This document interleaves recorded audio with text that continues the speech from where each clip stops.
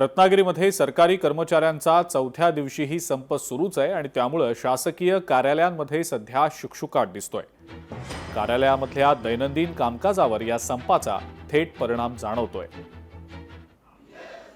ही दृश्य आपण पाहतो आहोत। रत्नागिरीमध्ये ही दृश्य आहेत। सरकारी कर्मचाऱ्यांचा चौथ्या दिवशी सुद्धा संप कायम आहे। आंदोलनं केली जात आहेत, घोषणाबाजी होतीये।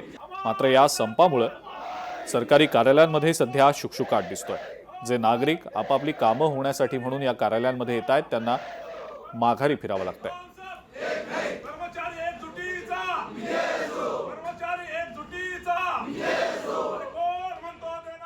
22-23 झाली चर्चा, पण त्या चर्चेतून काही निष्पन्न झालेलं नाही।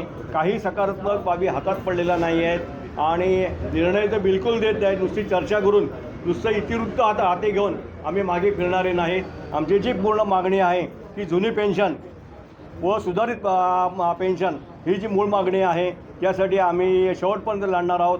संप आम्ही निश्चितपणे मागे घेणार नाही। असा संप पुढे चालू राहील। बोलण्यांची चर्चासत्र जी आहेत किंवा बोलण्याच्या फेऱ्या ज्या आहेत, चर्चेच्या फेऱ्या फक्त सुरू आहेत, पण त्यातून कोणत्याही पद्धतीचा मार्ग निघत नाही आणि त्यामुळे आज ही चौथ्या दिवशी जिल्ह्यातील सर्व सरकारी निमसरकारी कर्मचारी आणि त्याचबरोबर शिक्षक शिक्षकेतर संघटना या संपावर ठाम आहेत।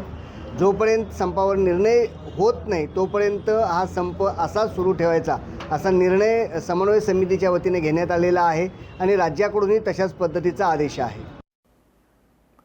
राज्यभरातील सरकारी निमसरकारी तसंच शिक्षक आणि शिक्षकेतर कर्मचाऱ्यांचा बेमुदत संप चौथ्या दिवशी सुद्धा सुरूच आहे आणि याच पार्श्वभूमीवर छत्रपती संभाजीनगरच्या जिल्हाधिकारी कार्यालयासमोर कर्मचाऱ्यांनी पुन्हा एकदा जोरदार आंदोलन छेडलंय।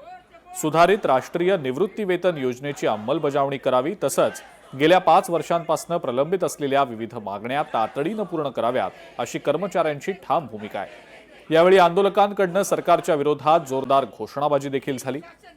जोपर्यंत सर्व मागण्या मान्य होत नाहीत तोपर्यंत बेमुदत संप सुरूच ठेवण्यात येईल असा इशारा कर्मचाऱ्यांनी सरकारला दिलाय।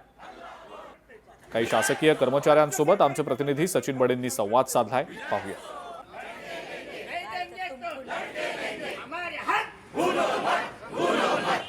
दृश्यांमध्ये आपण पाहतो आहोत कशा प्रकारे हे कर्मचारी सरकारच्या विरोधात घोषणाबाजी करतायत ते आणि ही परिस्थिती फक्त छत्रपती संभाजीनगर मधली नाही तर राज्यातल्या अनेक जिल्ह्यांमध्ये अजूनही सरकारी कर्मचाऱ्यांचा बेमुदत संप सुरूच आहे। काही वेळापूर्वी आपण रत्नागिरीमधली सुद्धा दृश्य पाहिलेली होती।